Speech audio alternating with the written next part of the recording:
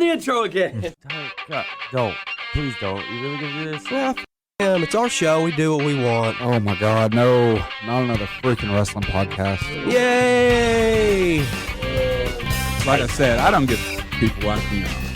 So either you love me or you don't. I love you. I love you too. Welcome to Not Another Freaking Wrestling Podcast. I'm your host and I'm fucking back, thank God. Shane Daniels, the Carpet City Draw in the house, the Pick'ems champion. You can suck it, all of you. And I am T.Y. Fuck you. No contest. I am the promoter of Clash of Carpet City, and all of this is just a big hag. Shane, you're just lucky. Well, I'm JD, and I'm not a charisma vacuum like TY. Oh my. And I'm Will, and I would like to go ahead and give my flowers to our future Grandmaster, the Best of Super Juniors winner, Master Watto. No, I'm Jake. I just rolled into the chat because I'm on that Bret Hart contract and I show up when I fucking want to. I've been gone for a fucking month. What are you talking about? No, I meant rolling in late. There's a difference between rolling in late and taking time off and everybody knowing you're going to take time off. Hey, I popped up a couple of times like herpes. What are you talking about? Will you stay? So I got to ask you a question. Is John Cena's new gimmick that he just buries Austin Theory in out of character interviews? Because he's done several interviews lately where he's like, look, I can say all this because I said it straight to Austin Theory's face, but he fucking sucks. And that's been his gimmick for like the last several weeks, and I'm just kind of confused. I mean, as long as he keeps acknowledging his tribal chief and our tribal chief. Well, and he never has any slander for Roman. Yeah. Talks about how great of a champion he is, Jake. Better than Bret Hart. Well, there's no fucking accounting for taste, is there? Now wait a minute. He didn't say he was better than Brett. Let's not put words in his mouth, Shane. I I heard mean, it. Bryan Danielson's better than Brett. No, he didn't That say is that. true. He didn't That say is that. very true. We had a whole episode about it. Go listen to it. So Blood Money went off without a hitch this time. Nobody got stuck on the tarmac. Very You good. have to get in the dig at least every time they do this. You guys know that. I'm going to be completely honest with you with this whole Blood Money pay-per-view. It was kind of lackluster for me. Yeah. And we're going to come back around to that here in a bit because No, because a lot of talk. win. No, because they did fucking Natty dirty like they've been doing for the last fucking 6 years. God, did they ever. They What squashed did the Roman did? fuck out of her. On her I was so fucking pissed when they fucking did that tonight. They didn't even give her time to shine. Like, literally the one woman the first women's match in history there. Are you just going to squash the bitch out?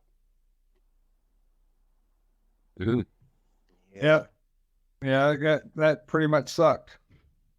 I don't know. Night of Champions was okay, though. It was very Triple okay. H's voter pro family still lives on.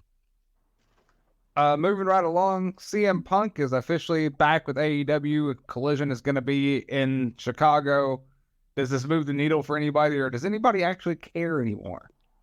I'm so confused because one minute he's not, and next minute he is, and next minute Warner Brothers said, no, take him off everything. And it's just like, which one is it? So is he in or is he out? I've been gone for a month. I think he's in. I think She's they're in. just trying to have more of a surprise of when they card him out right before Collision. But I don't know. I'm excited for Collision just because it's a new show. So if they do this little brand split that they've been talking about, I think that gives room for some more people to move up and shine. Yes, I really can't wait for Saturday Night Nitro. It'll be In fun. a perfect world, Punk won't be back, and then they won't have him to bank off of for the new show. Well, this makes what show? How many shows do they have now? Like fucking 600? No, this No, is they've got- actually Just currently technically two. well, yeah, 2 and a third coming now because they had to cancel Dark and Elevation. Yeah.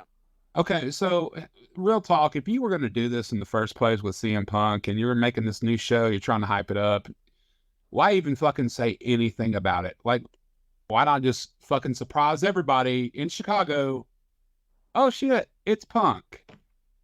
Well, that's kind of what they're wanting to do, but Dirt Sheet's gonna dirt sheet, so that's why everyone knows about the show way before the announcement, and that Punk is supposed to be the focal point. Well, CM Punk is no Shane Daniels. He doesn't get a draw just by showing the fuck up. You have to tell people he's going to be there. Yeah, that's how promoting works. I mean, they didn't have to when he showed up on Rampage. I'm just kind of sick of this whole CM Punk being the wrestling equivalent of a fucking groundhog. He comes out of his holes. If he sees a shadow, he's coming back. If he doesn't, well, he's going to be fucking gone for however fucking long. I'm okay with him being gone. You got Kinda wish to he stayed gone. Don't get me wrong, I fucking love Punk. I fucking have studied Punk throughout my career. I've stole his moves. I've stole his fucking entrance theme. I'm as big a fan as Punk as everybody else, but honestly, it doesn't really move the needle for me because there's too much fucking drama in AEW for one. Well, why do we need CM Punk when we have Big Bill? That's fair, I guess. Not really. I just think it's oversaturated at this point. Like, it's exhausting. Who cares? I'm there with Tyler. Like, I don't care anymore. It was fun the first time around. Like, oh shit, I'll actually tune in to watch. But I'm not gonna tune in to watch now. I mean, why? I mean, at this point, why?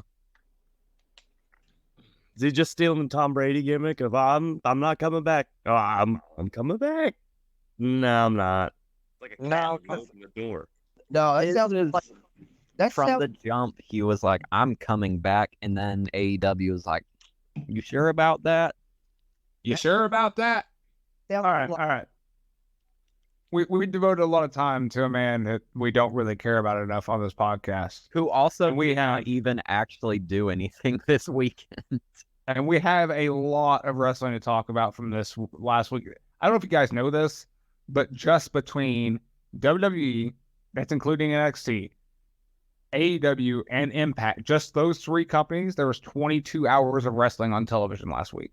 Sorry. Don't have Oh that no, much that's fucking that's time. over a day because New Japan was also running this weekend with the Best of the Super Junior finals. Japan. I wasn't including New Japan. You should always live stream this weekend. So, That's for you to talk about on our sister show, Gaiju and a Go-Go. What, my live stream or the Japanese stuff? oh no, Japanese shit. yeah, the live streams are going to be coming up later in this episode. So let's start off with Impact because we're only going to talk about the big shows that ran this weekend because that's way too much wrestling to talk about and discuss. So let's start off with Impact. They had Under Siege, is that correct?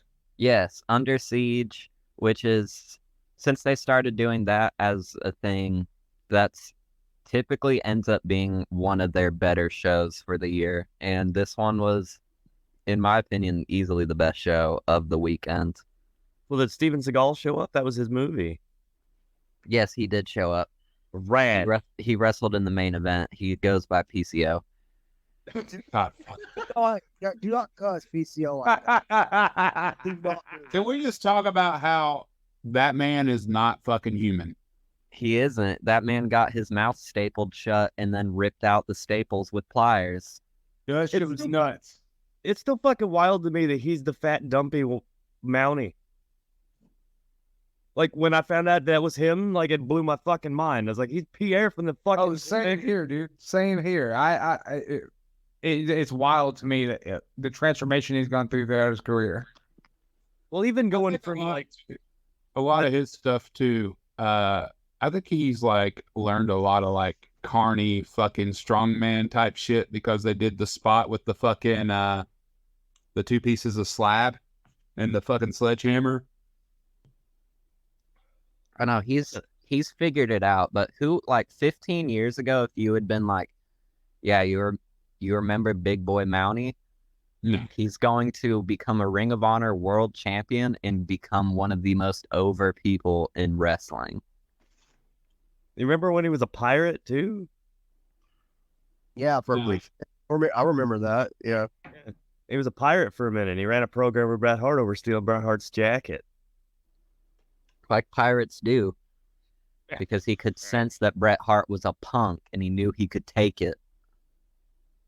Hence the reason why he's not better than Brian Danielson. You know who's never been robbed by a pirate? Brian Danielson. Brian fucking Danielson. All day, every day. You motherfuckers better stop right now. You're Hey, And so him to see order the here. impact Hold on. Are you wise- fucking like high or something? Because I'm trying not to lose my shit right now. Bret Hart is a fucking god. Especially like not even the Canadian people or even the European people. He's I still think he said Trish Stratus wrong. I don't know.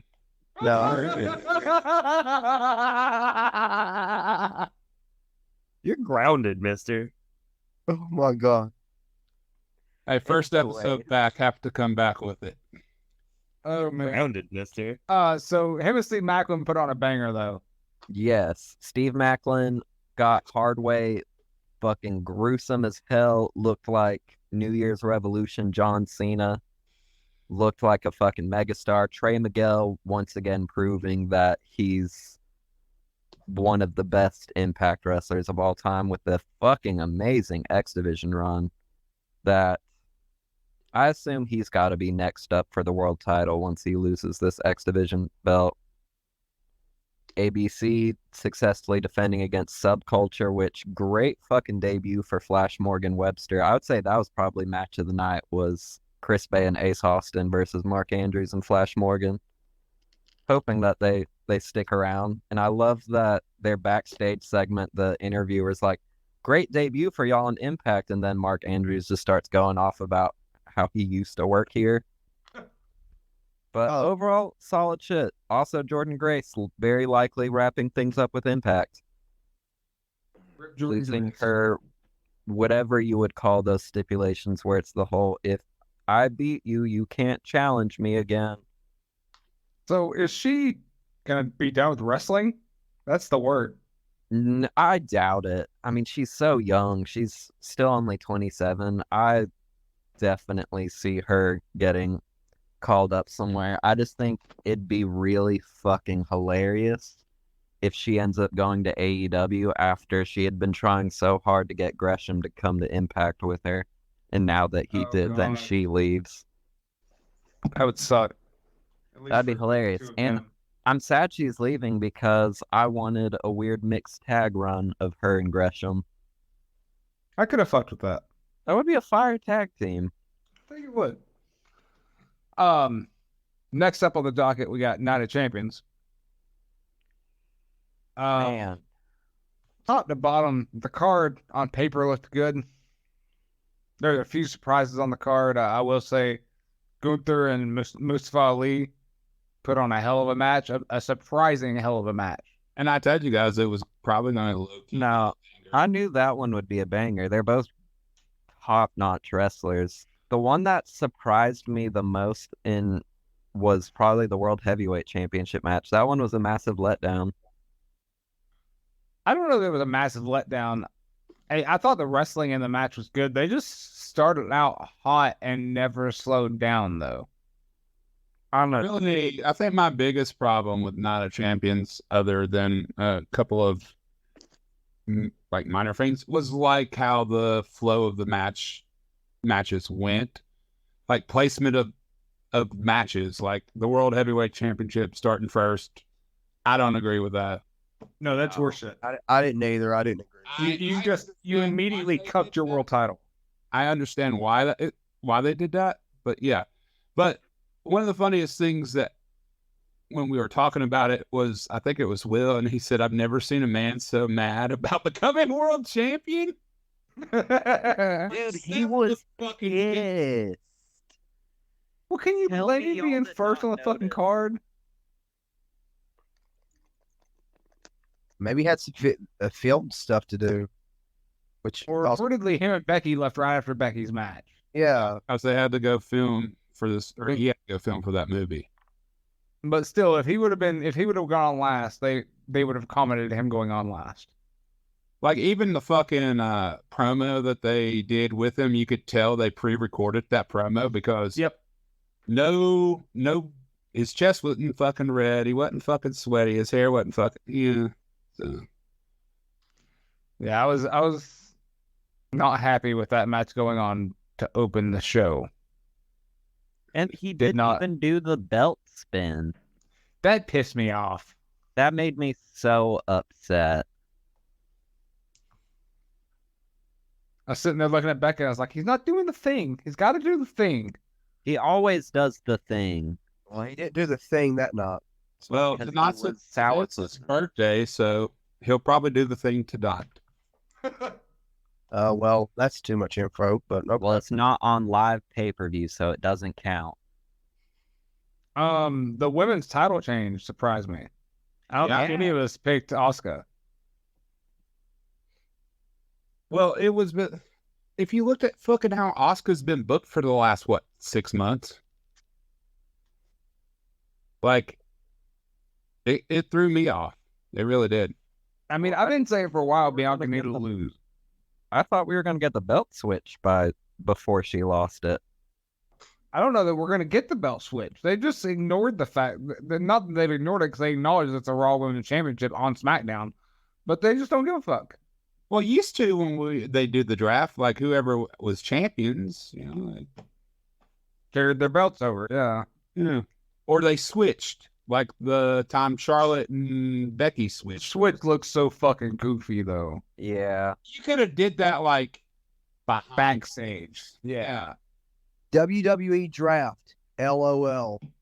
That's all I got to say. They just need to change the names of the belts to something more vague. Like, Sandwich Maker Championship. no, make it like Big Freaky Championship. And then the other one is like the Yukon Square Off Women's Championship. But can we talk about the fucking SmackDown Women's Championship match? We just Can we not? No, the thing is, whatever we say is going to be longer than the match itself. Yeah. Yeah, it is. I don't disagree with you that.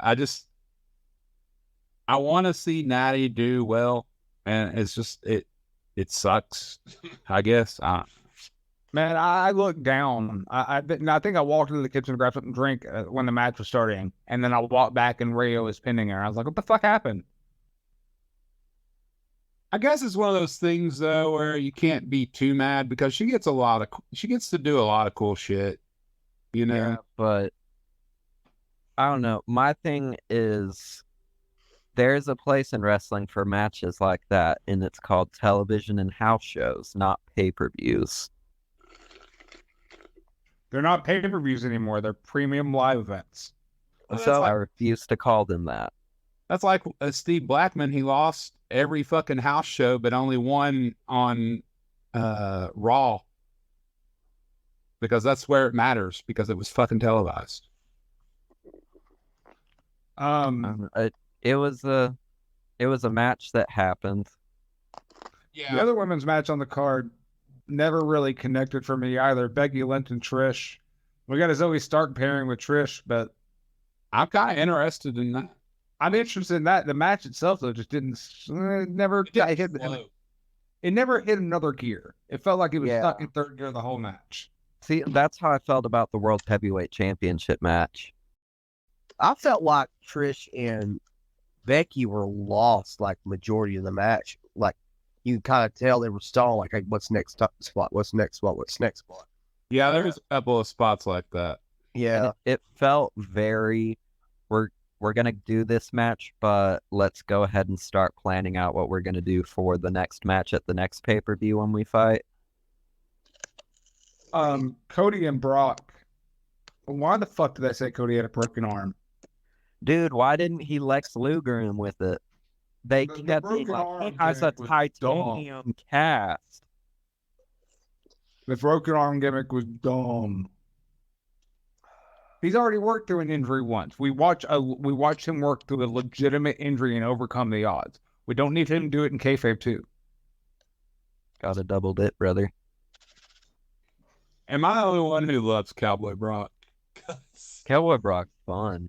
The fucking Get a Life Kid thing was fucking hilarious. And then they did a thing on, I guess, their TikTok where he's walking to his plane and he just looks at the camera and he goes, "Have a nice flight, Cody," and just walks off. I feel like he's definitely having a lot more fun now that he's just kind of getting to do whatever goofy shit he feels like doing and isn't just, all right, I'm here to stand here on TV while Paul Heyman cuts a promo. Hey, can I just say something to the group real quick? Yeah. No contest. I'm telling y'all, a no contest is coming.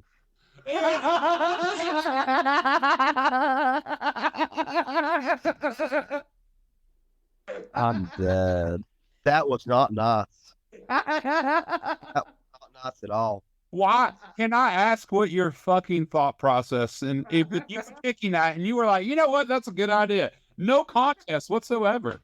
Have you ever WWE's booking and what they're thinking? They think like that all the time. That sounds like a good idea when it's really not. So that was my idea on it. That was like, I gave you every chance. Every fucking chance.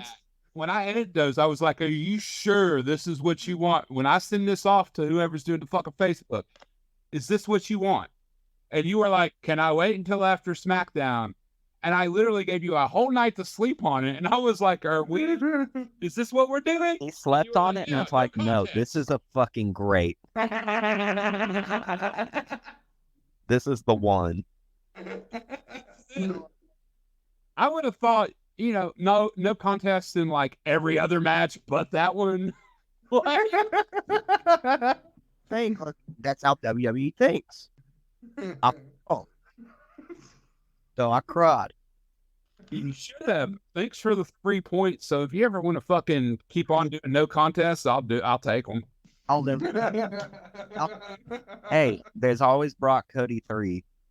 Yes. No contest. Disqualification, guys.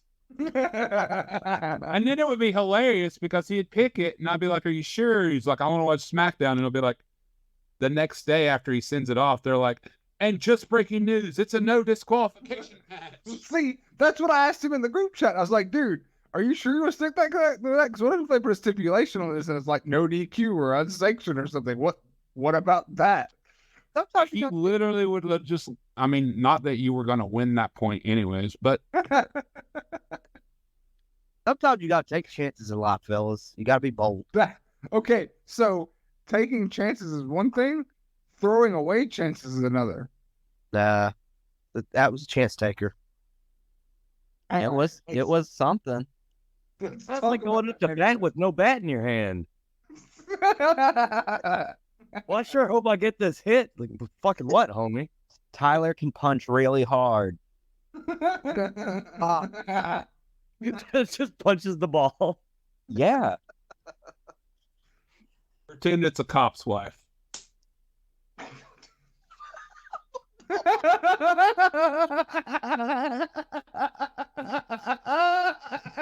Jesus. Oh God! Oh God! Jake's face. Jake's face. Is there a joke I'm not privy to on that one? I'll explain it to you later. God. Anyways, the main event, The fucking bloodline, baby. the bloodline, throw them up. Is it not be your last chance? God. Jimmy Uso turning on Roman. It made perfect sense. I was not expecting it. It made perfect sense. I didn't expect it in the moment, but as soon as it happened, I was like, yeah, you're the only guy with a shirt that says nobody's bitch. I don't know. I assumed Jay would be the one to turn and then Jimmy would be the what are you doing? Jay's the one that got beat into submission. But well, they both did. No, not the same way. Well, yeah, Not the but same way. Roman whooped the shit out of both of them in singles matches. Yeah, but I mean, the beating he put on Jay was a lot different than the beating he put on Jimmy. But I don't know. That shit was neat. was that the first time Solo's been like pinned on the main roster? Second, Cody got one up for WrestleMania. Cody did, of course. Of course he did. But I don't know. Overall, it was a decent match. The crowd was going fucking nuts for Sammy. Kevin's definitely going to turn on him by SummerSlam. That match was pretty much just a storyline vehicle, and I thought it paid off really well. I feel like a lot of Roman's matches had become storyline vehicles, but I feel like that's what's made his matches good. Is because they're not just matches; they're storyline epics. I don't know. They mean more than just, hey, let's put a fucking this guy and this guy in there. See what happens. See, but I want to see him do a few more, just like, let's just see these dudes wrestle matches, because he hasn't had one of those in a minute. They've all been very long, methodical, story-driven matches. I want to see him bang. Oh, Yeah, I'd like to see him and Sheamus in a match. That would be a great world title feud. Like, run that for Money in the Bank. What do you think we're getting for Money in the Bank now with the implosion of the Usos thing? We're gonna tag match between the Usos and Solo and Roman. Otis versus Roman. I don't think Roman's going to be at Money in the Bank, but I will go ahead. He's already advertised for it. Oh, Yeah. They specifically advertised as him defending the belt. They changed the poster for Money in the Bank to include him on it. okay. He's the Money in the Bank now. I think Brock's going to go against Seth, and I think Cody's going to fuck him. That's what I think that's going to happen. Cody's gonna fuck So Brock? we'll get our third match at SummerSlam between Brock and Cody. I think Shane McMahon's winning the ladder match. Hey, Shane McMahon's fucking working out with Derrick Henry, so ain't no telling when he'll fucking be back. I don't even know who Derrick Henry is. Look him up. Look him up. As far as like Roman, I don't know, maybe Jay. I can see that. I could see them doing Jimmy. I don't know, man. I don't know what they're gonna do. Apparently, they have. But Jay is the special guest referee. No, Jay is in a shark cage above the ring. But they leave him there the whole show. So he's also there during Money in the Bank above the briefcase. And he's just doing that typical Jay Uso, like weird pout face that everyone's like, oh my God, give him an Oscar because he's disassociating. Hey, I will say, I have to share you. I'll share it in the chat. Go ahead. yeah, sure. The little touch with Jay screaming Joe at Roman was good. That was great storytelling. I don't think we had Roman in that match. We just had Joe the whole time. Which is I like the wild little because touches. Samoa Joe's not even in that company anymore. It's true. I like the little touches seeing Roman kind of falling apart a little bit. Wow. That Somebody- man's stressed out. Give him some Advil or something, dude. Advil, my God, no, give him a fucking Xanax or something. He needs some Shit. Splenda and iced tea.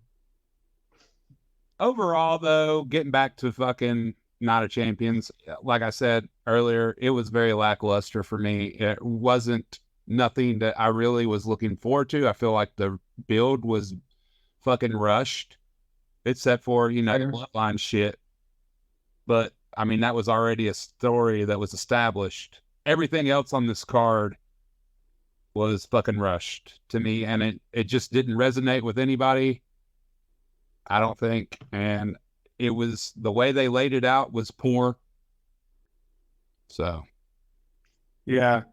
I mean, overall, 6 out of 10. I wouldn't even fucking give it that. No? Fuck no. I'm going to give that a fucking 4.5 out of 10. See, what bumped it up to a 6 for me was just the bloodline. I'm gonna give it a 5. It's I mean, very that's still too fucking high. Let's move along to Double or Nothing. Will, as our AEW czar. Will, what's the talking points coming out of the show?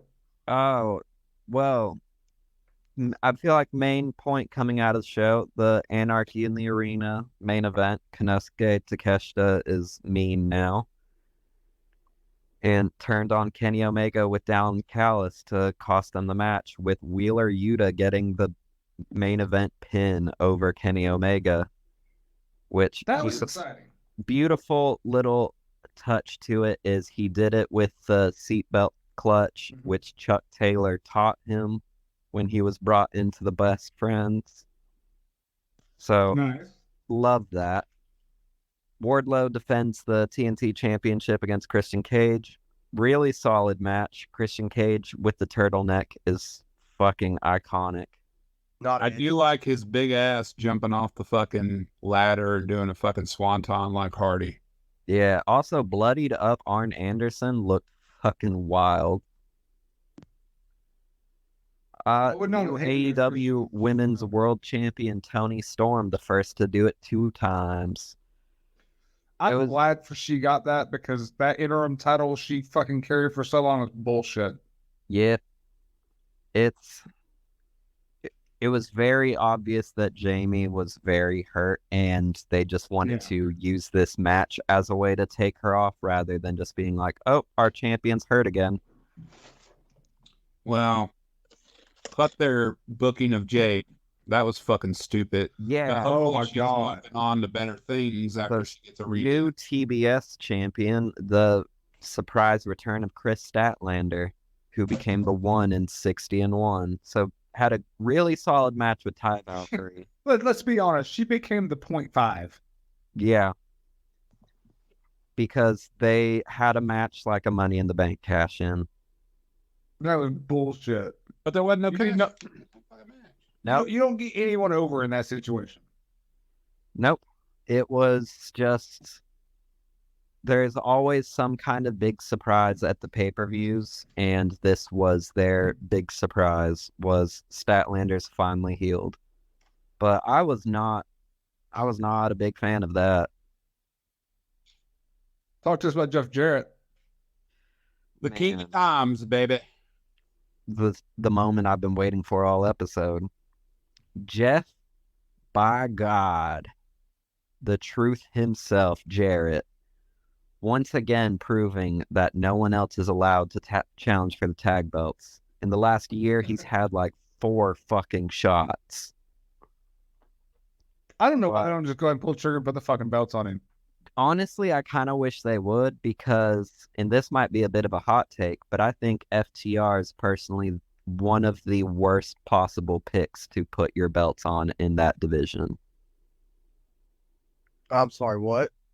FTR, yeah, they're good at what they do, No, but the problem is they're not good at what anyone else does. And they only have good chemistry with like 5 of the tag teams in there. And they've already done long-term feuds with all of them, which is why they had to do another Jeff Jarrett, Jay Lethal tag title storyline, because they can easily play ball with FTR's style versus, say, your Lucha Brothers, which they already proved FTR can't do shit with them. because they're professional wrestlers.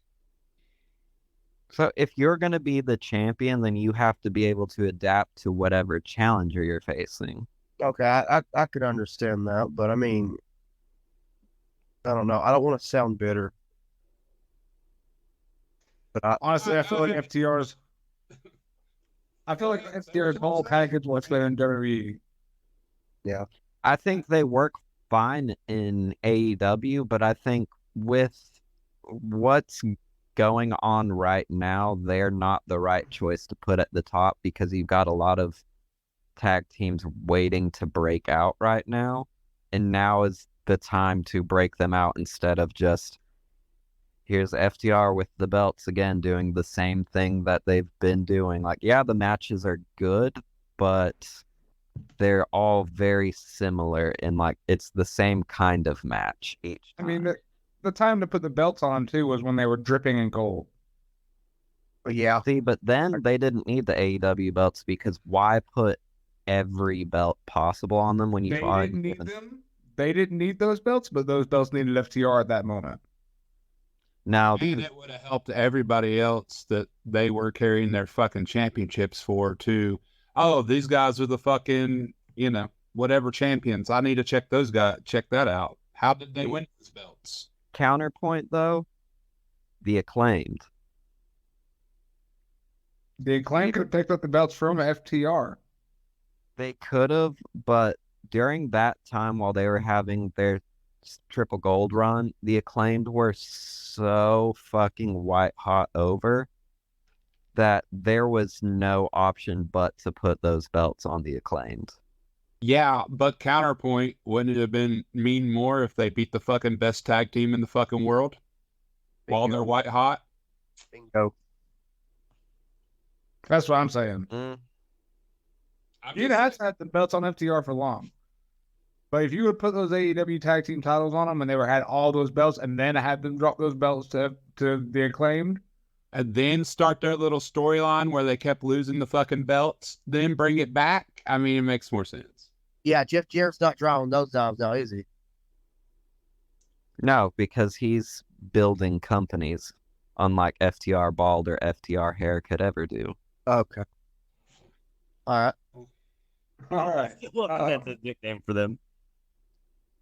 NXT held their Battleground event last night as well. Oh, we didn't talk about the main event. I'm sorry.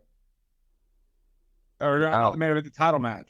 Oh yeah, Heavyweight the title Four match. Killers. Damn, that match was very all gas, no brakes. I loved it. I for a minute thought they were going to put Darby, the title on Darby. See, for a minute, I was really worried they were gonna put it on Sammy. When he hit the coffin drop on MJF and then did the side headlock takeover to prove a point, that's where I was like, yep, this is Darby's moment. Glad it wasn't though. Darby, when they put the belt on Darby, it's gonna be more of a coronation. I felt like. Yes, but Darby is where he stands in the company. I think he's one of those guys that doesn't ever really need the world title. He's also the most ready for it out of that group, though, besides MJF. Oh yeah, because Sammy will. I don't think he'll ever. He's hit his ceiling, and he will never be there. And Jungle Boy needs at least 2 more years in the oven. Oh, what's this about Jungle Boy and Roosh a few weeks ago? I heard something about Roosh went into business for himself in the match. I don't know if that's true. So people say that every time Roosh wrestles because people have never seen Roosh wrestle before, and Roosh is really intense, and he's fucking dope, and he beats the piss out of you, and he makes it look like this is a real fight. And every time people see that in wrestling, they're like, "What the fuck?" So the only issue I had with it, if it wasn't Roosh and it was the booking, then what they did was they had Sammy in a warm-up match, that MJF in a strong promo segment, Darby in a warm-up match, and then they had Jungle Boy get the piss beat out of him for 10 minutes until he got a cheap win. Yeah. Sounds like storytelling to me. And that's before a title match. So Roosh has already settled into kind of the best spot you could want outside of being a main eventer, which is you're booked as the killer that everyone beats just barely. Gatekeeper. Yeah, he's like the Big Show, but less flippy.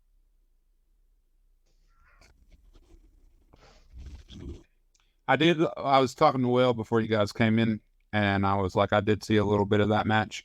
I did like the spot where they did each one of their mentors' moves. I thought it was put together very well. I just wish they would have gone deeper with it, and I wish that MJF would have hit one of Brian Myers' moves. Did he hit a GTS? Because that would have been even cooler. No, that he should have, because that place would have lost their fucking mind. But overall, if I was him, I would have looked at the camera and been like, "Fuck you, punk," and then hit the fucking. that main event also gave the first time I've ever seen the crowd not give a fuck about a pregnancy announcement. Wait, It what? was the most like, oh, cool pop ever. Who's pregnant? Ty Conti. So Sammy Guevara gonna be a dad now. Which now it's like, okay, so this is why they've been suddenly like, Sammy, you're a babyface now. Yeah, but who's really cared about the Ty Conti and Sammy Guevara? I'm sorry, Conti. I'm sorry. I apologize. I shouldn't be a dick. People like her because she's overall pretty solid. It's just nobody likes Sammy. What I'm saying, it's like, I don't know if they're trying to like make Sammy more popular by putting their like real life stuff together and stuff. I don't know. I mean, to me, it just seems like Sammy. I think Sammy is blackmailing Tony Khan. What do you think? It's definitely a hot take. Is this your no contest moment? He's blackmailing Tony Khan because he has proof that they knew that Ace. Yeah, okay. Perfect. All right. Well, any final thoughts on AEW before we move along? We got 2 more shows to talk about. Pretty solid pay-per-view. Not as good as Revolution, in my opinion, but overall pretty solid.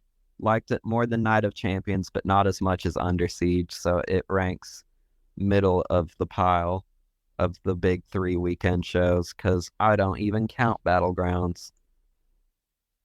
All right. I will count Battleground because I watched it and I enjoyed it. The triple threat between Wesley, Joe Gacy, and Tyler Bate was dope. Weird clash of styles that just really fucking worked. The Noam Dar and Dragon Lee worked for the Heritage Cup. Kind of weird because they just never the rounds just never gave them time to get momentum built. Yeah, I definitely think putting someone like Dragon Lee in a British round style match is an odd choice. Like, I think a normal singles between those two could be really good. Yeah. But I don't know about just constantly being like, all right, go take a break in the corner, right as Dragon Lee would be building momentum. Yeah, that was my biggest problem in the match. The last man standing match between Ilya Dragunov and Dijak. My God, if you haven't seen that match, go watch it. Sounds like That is my match of the weekend. It definitely sounds like a banger of a match. We'll have to go check that out. That was violent. Hell yeah. That was just, and the finish, my God, gnarly as fuck. I won't tell you, but it is gnarly. Did Dijak get his mouth stapled shut? No, but it was a pretty gnarly finish.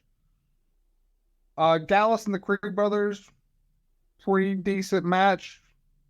Lyra Valkyrie and Sydney Stratton. Sydney Stratton finally got crowned. I'm happy about that. She's miles ahead of everyone else in NXT besides Roxanne Perez.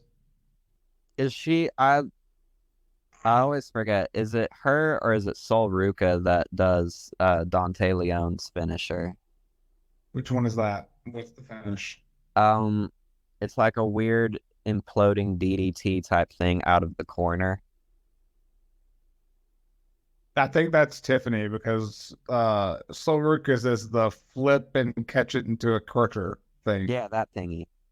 Oh yeah, it's Sol Ruca. But I don't know. I've seen some stuff of Tiffany Stratton and she's good. She debuted there, what, like not even a year ago? Yeah, she's gonna be a huge star. She's great. And Mello and Braun Breaker, I like Braun Breaker a lot more now that he's a heel. The goofy in his dog man. God damn that spear. God fucking damn it. My God, dude, I know that bump had to suck. This is the second time he's taken that in 2 weeks. This is the second time he's taken that bump in 2 weeks. He did it just last week on NXT. Yeah, I couldn't do that 2 weeks in a row. That bump, dude, just God almighty, that hurt. But man, Breaker's great as a heel. Presentation's a lot better than him being a babyface. And Melo just works as the come from behind babyface really well.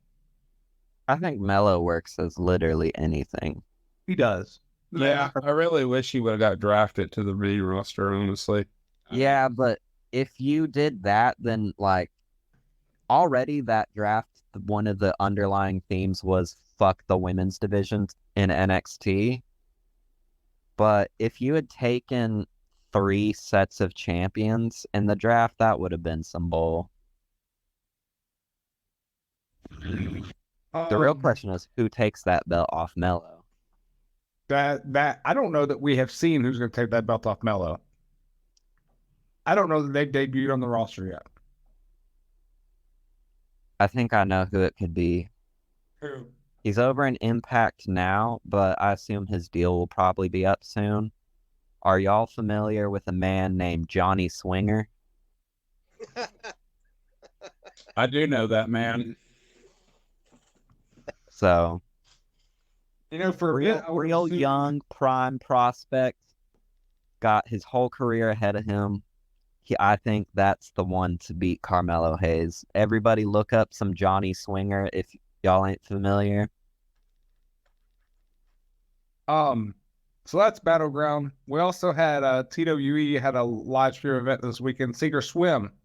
Will attended, is that correct? I did attend.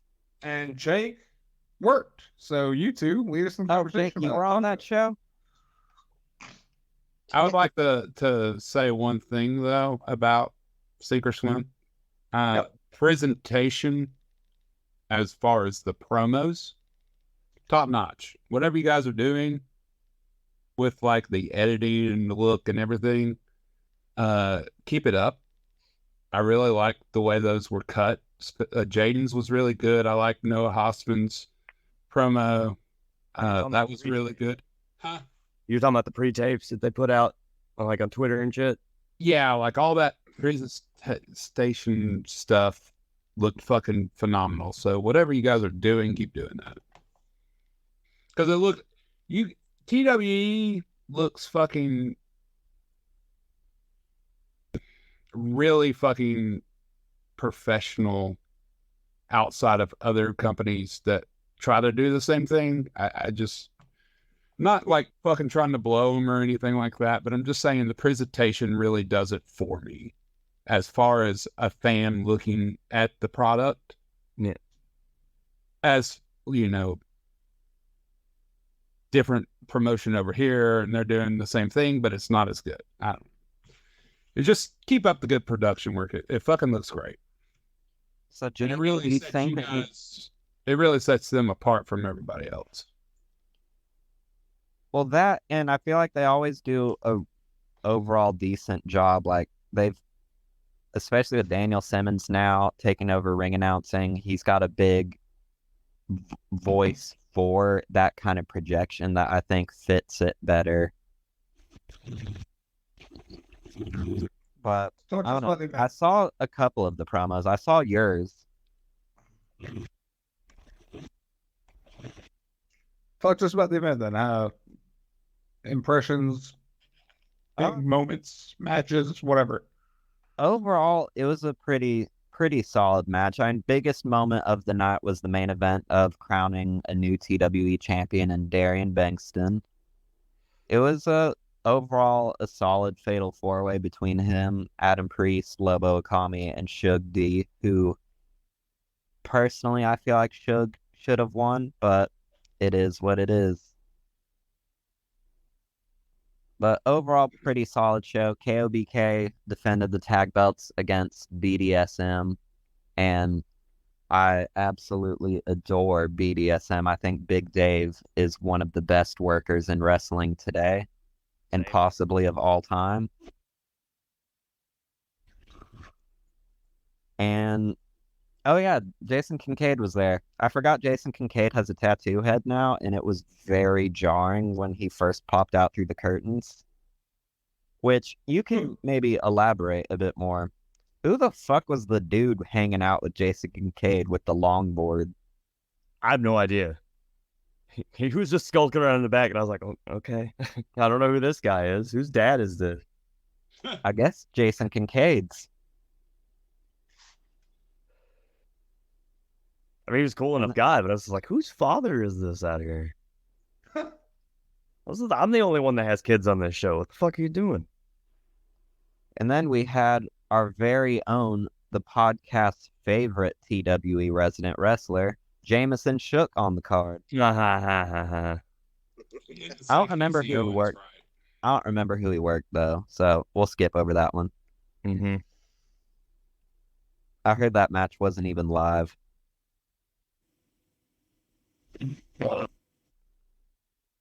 Well, Jake, that's not your match. I mean, That's the one that Will was no selling. well, I'll tell you before you came in here, he was selling it pretty good. So, would you like to elaborate? Yeah, tell us about your. I heard you had a hell of a match last night. He did a I 450. I mean, that kid's, I don't know, what, handful of matches now, 12, 15 matches, and he wrestles beyond his years at that point. He was actually wrestling somewhat hurt, too. Like, his shoulder's been bothering him, and he's had an ongoing knee issue since he was in high school from football, I think it was, or hockey, one of the two. I don't know, because he's legitimately from Pittsburgh. And I won't hold that against him. I don't know, man. Like, I have chemistry with that kid, like, straight out of the box. Like, I wrestled him for Tyler, and he took that on short notice. Like, was it like 2 or 3 days before the show, Tyler?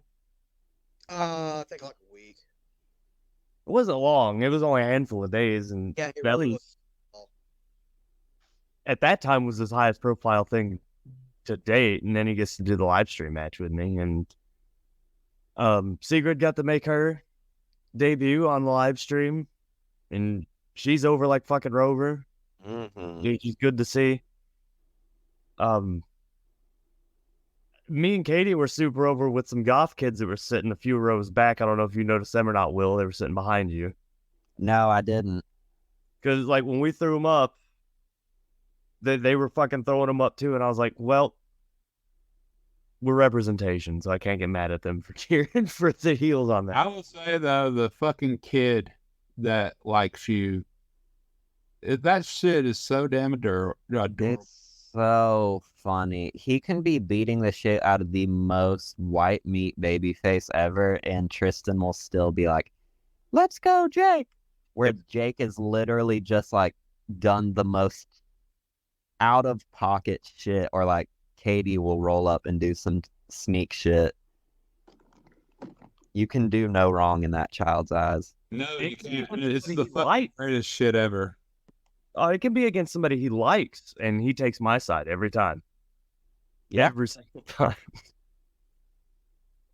It's so funny. Like, he's got his little sign up too every time I come out, and then I drop down on one knee and I fucking put the horns up, and like, he does it too.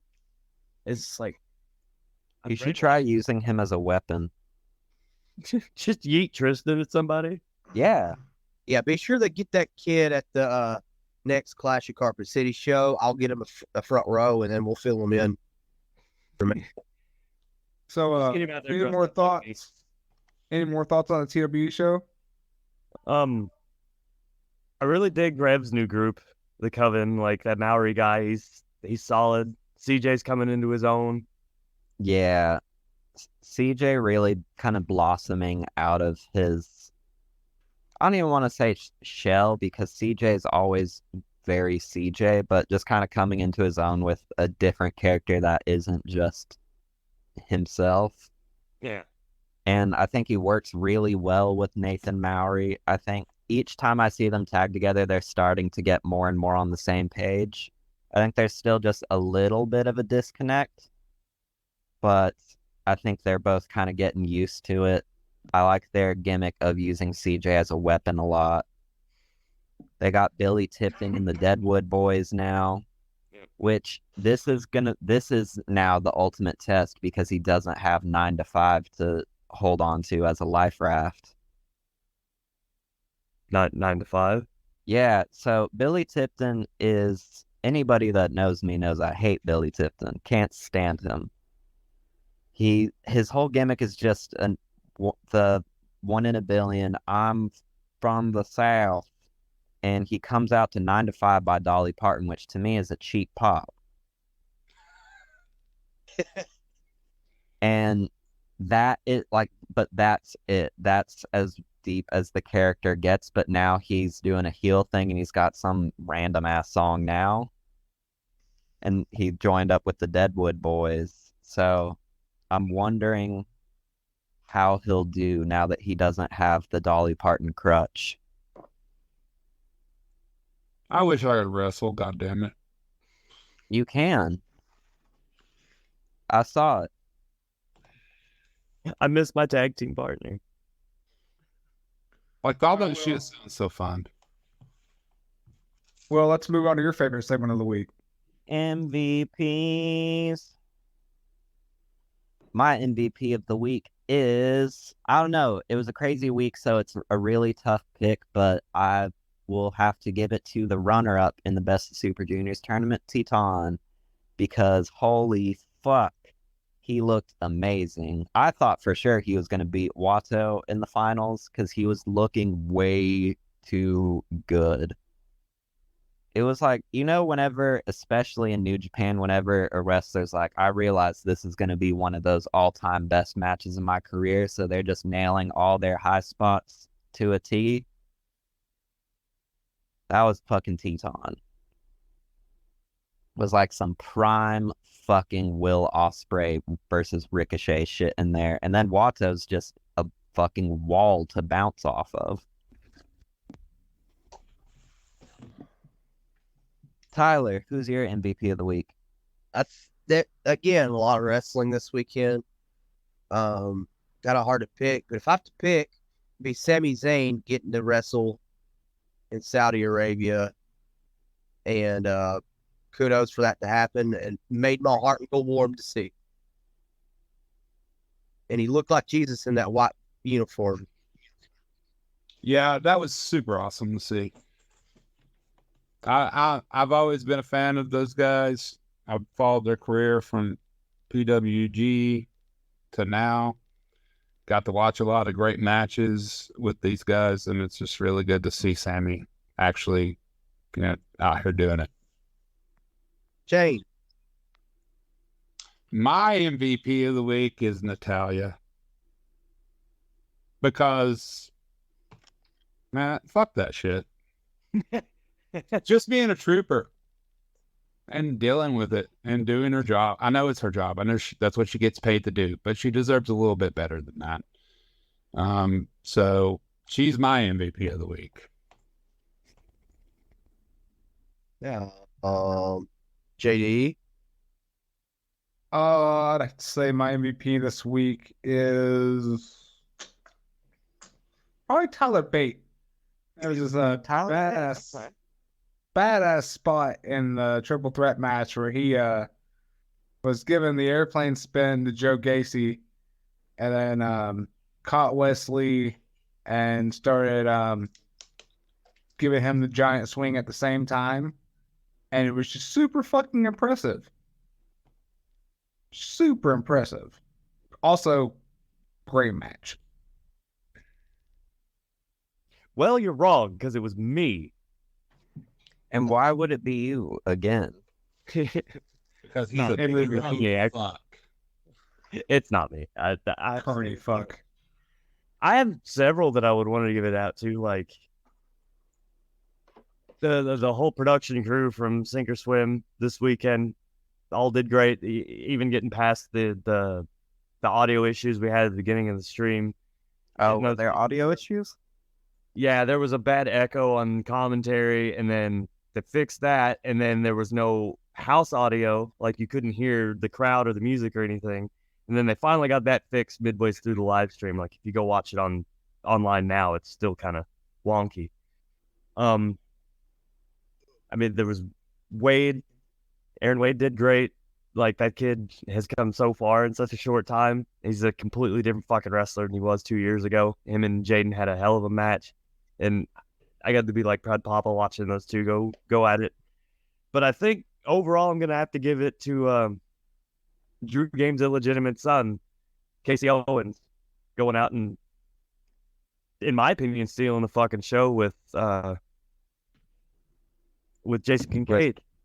Yeah, they had surprisingly amazing chemistry together. Yeah. I think Casey doesn't have a bad match. Like, at worst, he'll give you something solid, and at best, he's one of, if not the best match on the show. And he just, I mean, I guess I'm just biased because he reminds me so much of Drew, but No, I firmly believe he is the future of that whole little combine, because it's been a good while since I've seen a wrestler that improves so noticeably and visibly each time you see them step in the ring. mm-hmm. And that he's this good with how few matches he still had. Yeah, love that kid, man. So the new gimmick on the show is we're going to start putting Casey over instead of just Jaden all the time. Apparently. Well, let's go before we leave, because I know we're all trying to get off. What's the new live stream gimmick, Jake?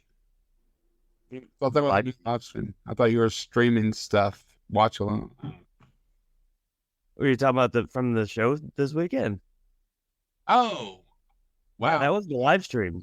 Yeah, it was live streaming on IWTV, and now it's up on demand. Oh. Okay. Yeah, now we have all the stuff that we can live stream in-house, and we don't have to worry about somebody else doing it. So there'll be a lot more live streams from TWE coming, going forward. That's good. Because that's what, their second ever live show? I think so. And I was on the first one, so now we're on the second one, so that was super cool. I think 10 years is going to be live streamed too. Well, that's the next big one, isn't it? Yes. Well, I mean, let's count the SCI weekend stuff, but No, is that where they did the Drew Game Battle Royal? yes. But I don't know if the Battle Royal's on, it's pre-show thing. I don't think it goes on. Yeah. I don't know if they tape it. All right, ladies and gentlemen, anything we need to look forward to this coming week? Besides, just to remind our listeners, we do have the draft coming up, our first episode of booking that show next weekend. Tyler, what did you have? My 19th anniversary is coming up this weekend. Congratulations. My Thank you. 5th anniversary is coming up this weekend. That's wild. Congratulations. And more important than anything else that could be happening, Street Fighter 6, baby.